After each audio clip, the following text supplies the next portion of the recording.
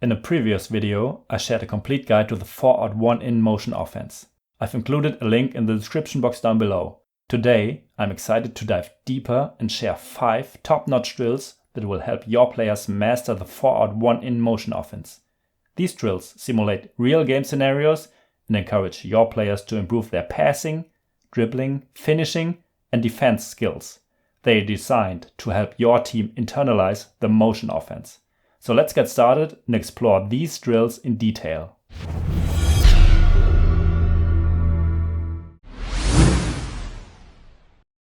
The first drill is a great warm-up drill. It teaches multiple skills at once. We have a reduced setup of the 4-out motion offense with 3 players and 1 rebounder. 2 players fill the guard positions at the top. 1 player stands in the left corner at the low wing. To kick off the drill, the ball handler on the right side drives towards the basket, then makes a kick-out pass to the player in the left corner, followed by a quick flick pass to player number 3. From there, player 3 drives either middle or baseline to the basket for a layup or takes a mid-range shot. Player 1 and 2 rotate to the position where they pass the basketball and the shooter becomes the next rebounder. The rebounder grabs the ball and lines up at midline. If you have enough players, the rebounder can do a full court layup to the other side of the court before they line up again. The next player starts when the previous player has made the kick-out pass. This generates some traffic in the key, but keeps every player moving consistently. You can do the drill either on the right or on the left side. Now this is where things get interesting. The shooter immediately becomes a defender after their layup, and their goal is to make it as difficult as possible for the ball handler to make the kick-out pass. Once the ball handler enters the paint with at least 1 foot, they can make the pass. The defender then sprints to guard the player at the top left position, creating a one-on-one game. The defender then grabs the rebound and lines up for the next round.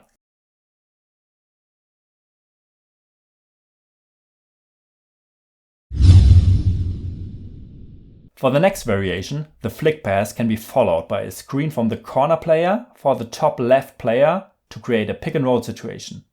This not only gives the ball handler an even bigger advantage, but also teaches the technique of setting on-ball screens, which is a great option in the 4-out-1-in motion offense. Because the defender often comes late, rejecting the screen can be a good solution. Be sure to focus on making accurate and quick passes during this drill. The defender will always be playing catch-up to the ball handler, so offensive players should take advantage by driving aggressively to the basket. Keep an eye on the passing and the pressure on the defender to maximize the effectiveness of the drill. Next up, we have a drill that emphasizes post-player movements. We start with a simple setup. There's 1 post player positioned under the basket on the weak side, while all other players line up with a basketball on the right side of the midline. We begin with a baseline drive to the basket by the ball handler, and the low post player curls to the dunker spot accordingly. As soon as the ball handler enters the paint, they pass to the post player, who finishes with a layup under the rim, grabs their own rebound, and then lines up at the midline. The passer becomes the next post player. For the second step, the ball handler drives to the middle and the post player curls to the short corner on the opposite side. In the third progression, the ball handler has the option to drive either baseline or middle, and the post player adjusts accordingly. Now let's add a defender to guard the ball handler. The objective for the ball handler is to penetrate into the paint, after which they can pass the ball to the post player. The post player moves according to the ball handler's motion. We have a huge advantage for the offense. Every turnover or miss will result in push-ups for the offensive players. The low post player becomes the next defender. The ball handler is the next low post player, and the defender gets the rebound and lines up at the midline.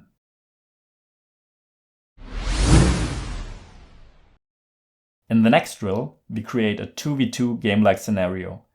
We set up the same way as before, with one guard at the top, one low post player on the weak side. Now we add 2 defenders to the drill. One defender, standing between 2 cones, acts as the on-ball defender and must touch one of the cones before the drill starts.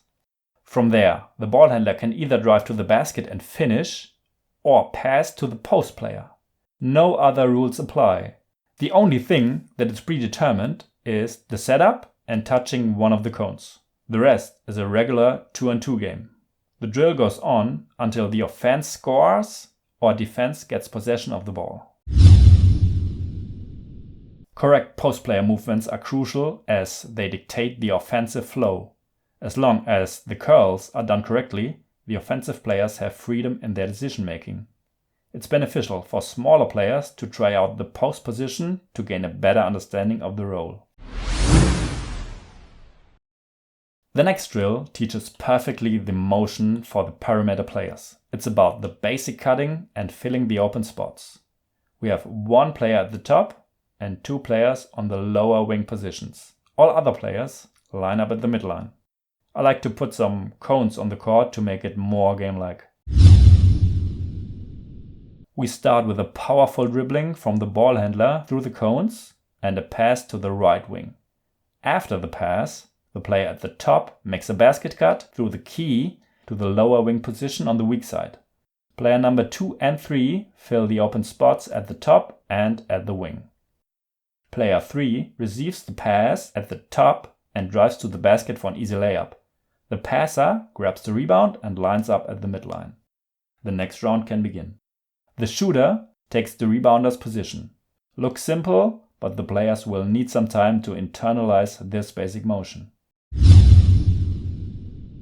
To teach decision making and backdoor cutting, this drill is perfect with the addition of a defender to guard player number 3 at the top left position. This makes passing and catching much more challenging. Player 3 has the option to go backdoor for a catch in the key, or we have a one-on-one game at the perimeter. The defender then grabs the rebound and the passer becomes the next defender to guard the player at the top. This drill includes multiple aspects of the 4-out-1-in motion offense, such as passing, cutting, filling open spots, and decision making. Repeat this drill as often as needed and focus on 1 or 2 things at a time. Add the defense when your players feel comfortable with every motion. The next drill is similar to the previous one, but teaches all basic passes from top to top, from top to wing, and from wing to top. Again, this drill is all about automating the action after a pass. Like in the drill before, we start with a short and powerful dribbling from the midline to the top position. Now the ball handler passes to the other top player and cuts through the key to the weak side wing position. The basketball now is moved to the corner at the low wing position, followed by another basket cut from the passer. All open spots will be filled. The basketball goes back to the top. This player now finishes with a layup. The passer grabs the rebound and lines up at the midline. The shooter rotates to the low left wing position and player number 1 moves 1 spot further to the top left position so that the next round can begin.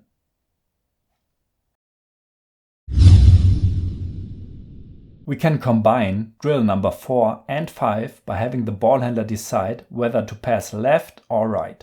Depending on where the ball is passed, the corresponding action follows and the players are challenged to act accordingly.